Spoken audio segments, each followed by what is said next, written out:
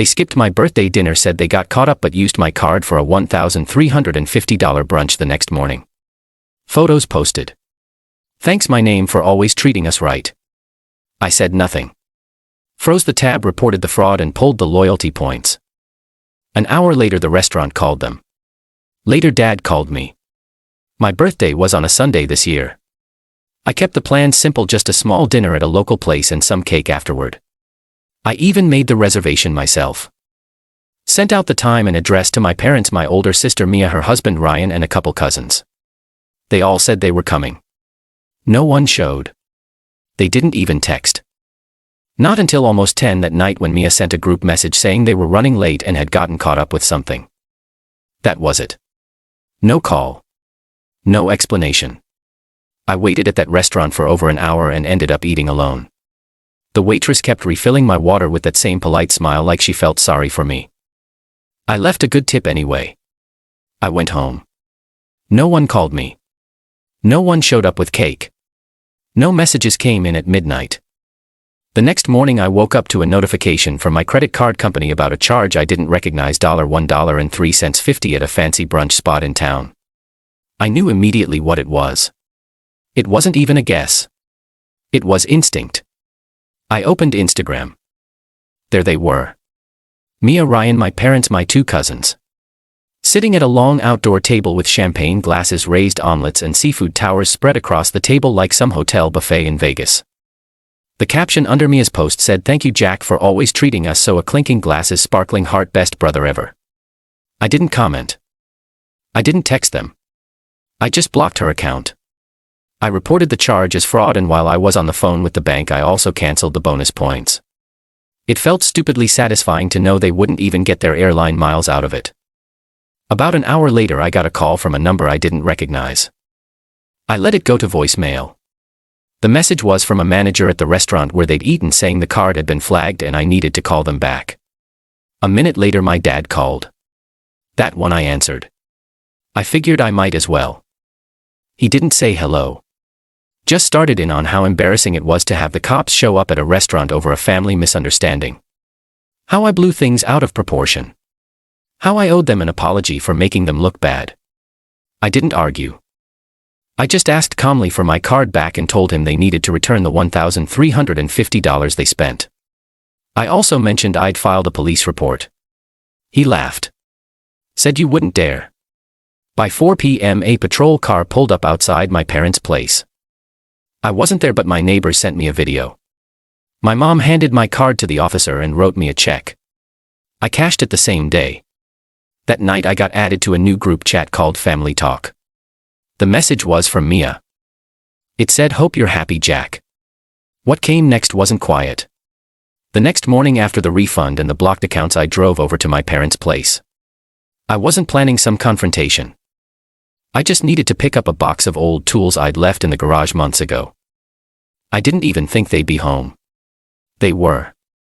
Not only were my parents there, but so were Mia and Ryan, Uncle Pete and Laura, Jason and Elle. It looked like they'd gathered to discuss a hostage situation. I walked in and the whole room went quiet, like I just interrupted a eulogy. My dad was sitting on the recliner like a king on his throne, beer in hand, while the others sat around the coffee table, faces stiff and smug. Nobody said hi. Nobody offered a seat. "Look who finally decided to show up," my dad said. "We were just talking about you." I didn't respond. Just asked where the box was. My mom pointed toward the garage. She didn't say anything either. She looked at me, then looked away just this quickly. I went to get the tools, trying to pretend I didn't hear the whispered comments coming from the living room. "He went crying to the cops over brunch," Ryan said. "Imagine embarrassing your family like that," Mia added. "He's always had that victim complex." Then Pete chimed in with something about how some kids just grow up soft. I knew they wanted me to react. They wanted a scene. I didn't give them one. As I came back through the house with the box in my arms, Jason met my eyes. We were close once, used to share everything. He looked down and started scrolling through his phone like I wasn't even there. Elle didn't even bother pretending. I paused at the door thinking I might say something, anything, but what was the point?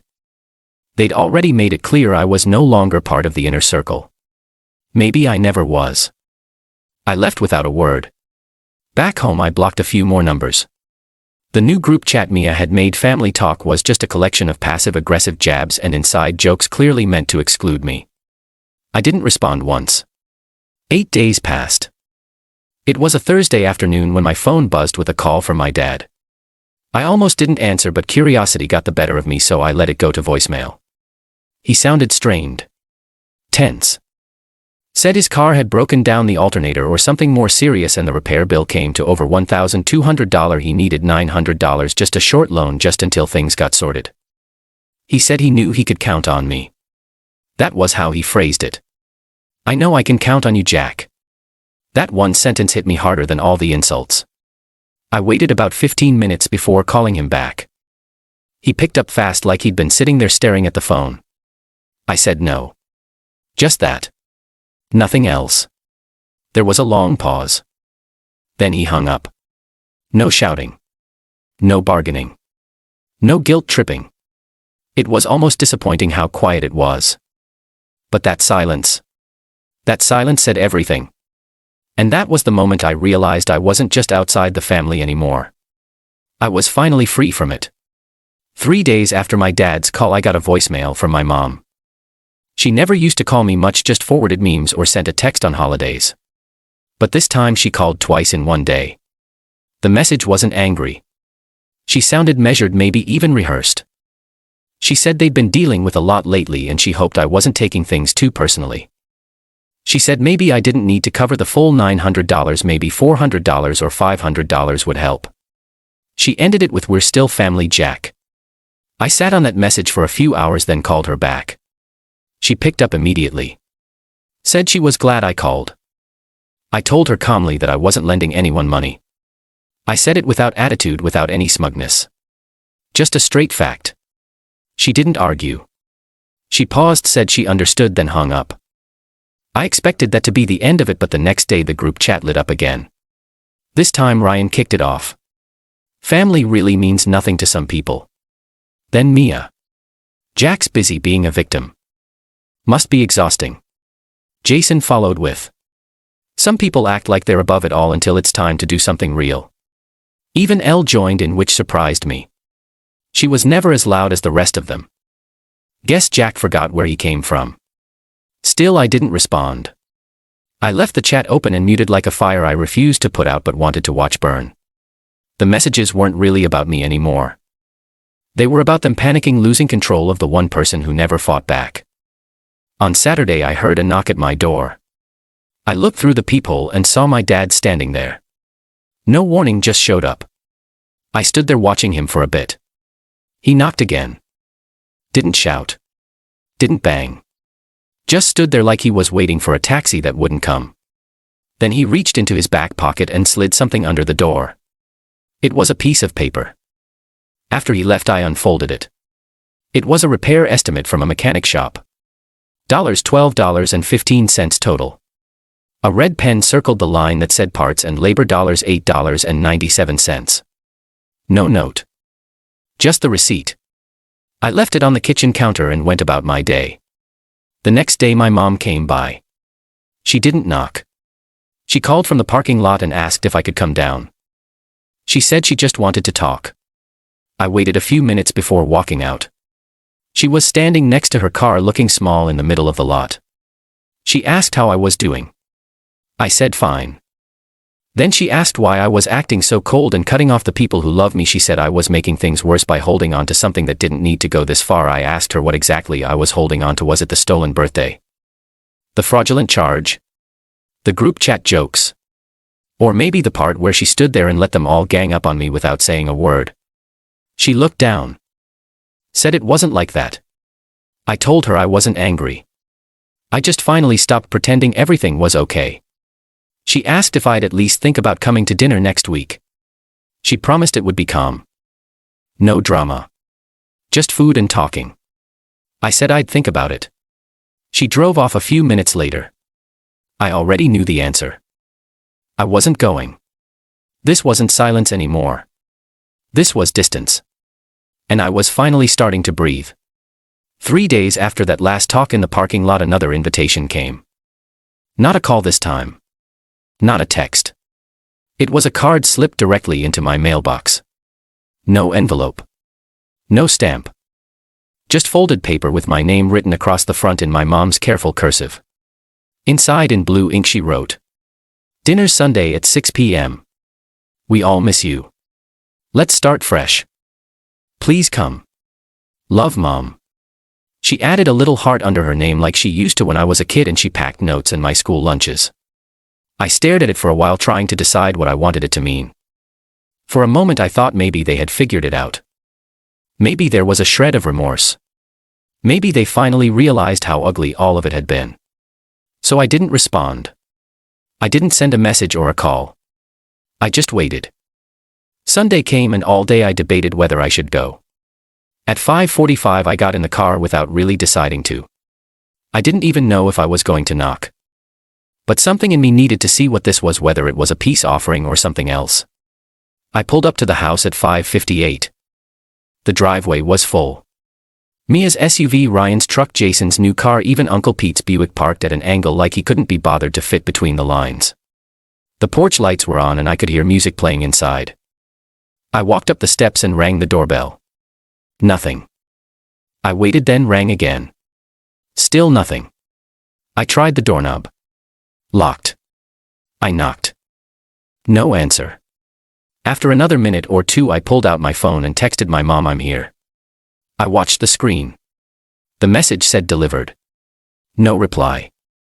I stood there for a while, then walked around the side of the house. Through the kitchen window I could see them. All of them. Sitting around the table laughing. Plates passed between hands. Wine glasses raised. Ryan was talking with his mouth full like always. Mia was cutting something and waving a fork at Jason. Everyone was there. Everyone but me. They hadn't forgotten. They knew I was coming. They'd locked the door on purpose. The entire thing, the invitation, the note, was a game. A trap to make me show up and leave me standing outside. Like a joke they could all be in on together. I stayed there for a few seconds watching through the glass. Then I turned around and walked back to my car. I didn't knock again. I didn't text. I didn't drive off angry. I drove off with a strange calm I hadn't felt in weeks. They wanted to make a point. Fine. Message received. The next morning I opened Instagram. Jason had posted a picture of the dinner table, everyone raising glasses, smiling wide. The caption read, "Family is everything. The real ones show up." No one tagged me, but they didn't have to. That same day I pulled the trigger on the one thing I knew would drive them mad. I updated my bank account information to a new card. Changed every single password tied to old family access points, streaming logins, shared subscriptions, the Costco membership under my name. Cancelled the Netflix account I'd been paying for since college, the one Mia, Ryan, Jason, L, and my parents all still used. The group chat exploded that afternoon. Ryan, "Why is the Netflix down?" Mia, "Jack, seriously? This is childish." Jason, "You're a joke, dude." My dad didn't message, he called. I didn't answer. They made it clear they didn't want me at the table. So I started pulling the chairs out from under them one by one, quietly. Neatly. No shouting. No speeches. I wasn't at war. I was just cleaning house. 2 days after I quietly cut off the family from everything, I was still paying for Netflix, Hulu, Spotify, the Costco membership no one had ever offered to pitch in for. My phone lit up like a slot machine at 3 a.m. Over 40 notifications. Not from the group chat though. I'd silenced that graveyard a while ago. These were direct messages. Mia, Ryan, L, even my mom. Each one hitting a different tone, like they were all assigned roles in a badly written play. Mia led with guilt. "Jack. Are you seriously taking things this far? Over one dinner?" Ryan, as always, chose mockery. "King Petty strikes again. Hope the $15 you saved was worth it." Elle surprised me. She tried kindness. "You don't have to freeze everyone out, Jack. You made your point. Let's just stop." My mom kept it short. "Call me when you're ready to act like family again." None of it fazed me anymore. I'd realized something. They only reached out when I stopped giving. That was the only language they understood, access. When it was gone they noticed. But the real shock came later that afternoon. I was sorting through spam emails when a message pinged through on Facebook. From someone named Danielle M. The name didn't register it, but I clicked anyway.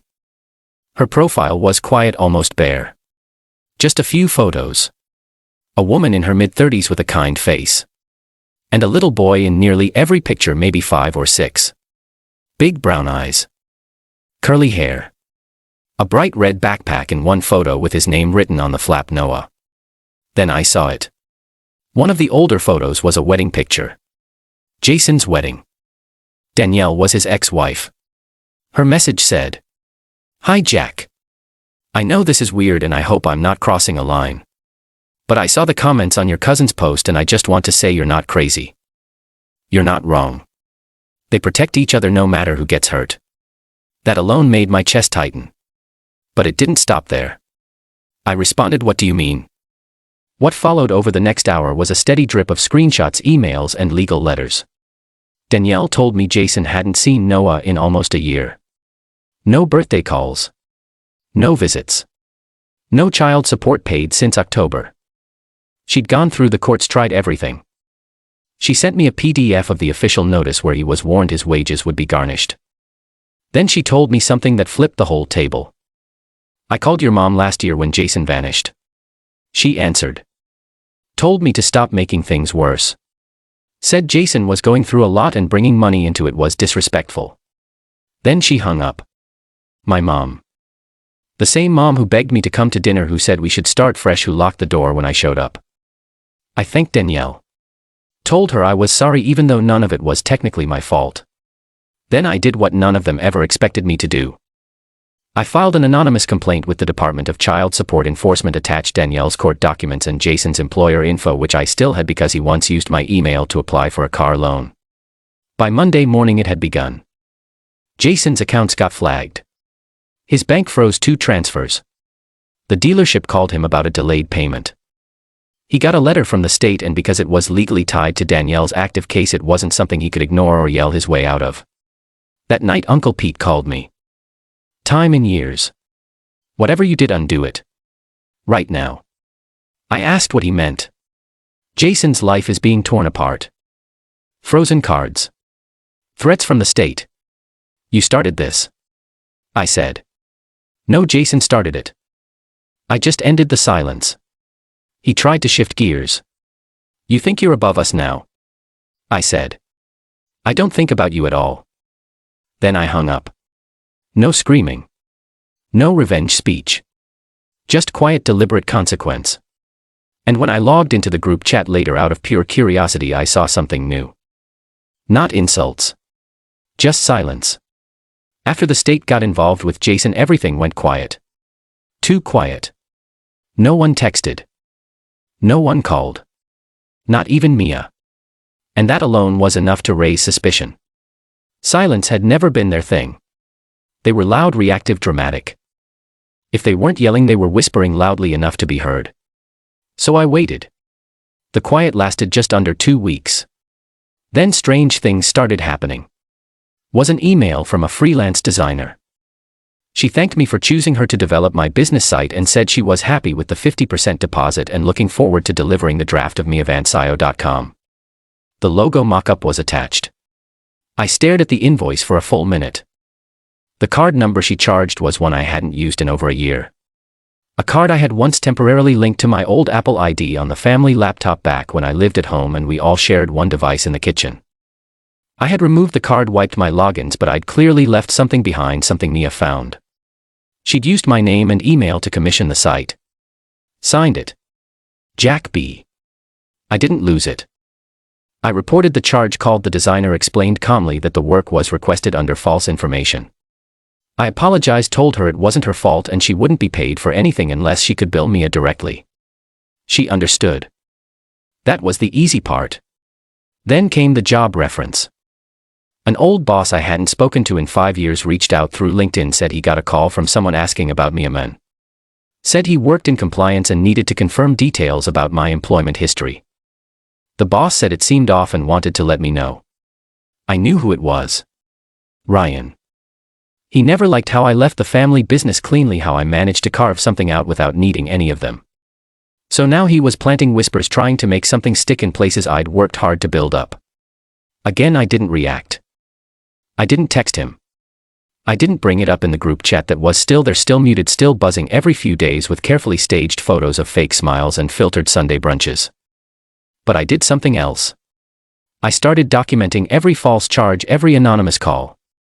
Every attempt to use my name, my identity, my history. I saved screenshots. I created a file. Not because I wanted to sue them. Not yet. But because I knew what they were really doing. They weren't trying to get back at me. They were trying to build a version of me. A distorted copy. The angry one. The vengeful one. The liar. The unstable brother who went too far. They were laying the groundwork for their defense just in case this ever blew open. Just in case anyone asked them later what happened with Jack. They wanted a version they could control. So I stayed quiet. But I made moves they didn't know about. I met with someone, a friend of a friend, a professional, someone who deals in reputational cleanup, digital footprints, and legal preemptives. She told me to gather everything, every piece, every voice memo, every recorded call, every email I could forward. She said, "You're building a wall. Don't fire. Fortify." That's what I'm doing now. But I've also started something else. Something they haven't figured out yet. Something outside their control. It's not legal action, not directly. It's not public exposure. It's quieter than that. More personal. Something that presses right against the thin surface of their perfect little image without ever cracking it until it does. They think I'm waiting for peace. They think I'm still hurt. They think I'm done. They have no idea I barely started. And when I come back to tell you what happened, how it all unfolded, how it all finally came to the surface, I promise it'll be worth reading. Because some families only understand the fire once it's already in the house. The update. Weeks passed quietly, on the surface at least. The group chat stayed silent. The social media jabs stopped. Not a word from Mia, Ryan, or Jason. Even my mom's usual forwarded prayers and dog memes disappeared. And it seemed like peace. But I know my family better than that. It wasn't peace. It was recalibration. Then one Sunday afternoon I saw it. A story tagged by one of Mia's friends, my family seated neatly in a church pew, hands folded, all smiles. The caption read, "Faith, forgiveness, unity." Nothing more powerful. That wasn't a photo. It was a message. A few days later I got home from work and found something slid under my apartment door. An envelope, thin, formal. Inside were volunteer forms for a local charity dinner. One that my mom used to drag me to every year when I was younger. This one was signed. In her handwriting at the bottom of the waiver she'd written, "Please come back, son." No explanation. No apology. Just that. I didn't reply. I didn't even move the forms off my kitchen counter. They're still sitting there gathering dust under a coffee mug. But last night things changed again. At 2:14 a.m. I got a text from an unknown number. It wasn't one of their voices. No emojis. No guilt. Just a plain message. "Meet me at 7:30. Coffee shop on Pine. I have something you need to see." No name. No clue who it came from. Just the kind of message that makes your pulse quicken for no logical reason. I thought about ignoring it. Then I thought about everything they've done, what they've tried, what they're capable of, and curiosity won. So yes, I'm going. Tomorrow night I'll walk into that cafe. Alone. I don't know what's waiting for me. Could be nothing. Could be everything. But whatever happens, I'll be back here to tell you. And if what's waiting there is what I think it is, then this story's about to open a brand new chapter.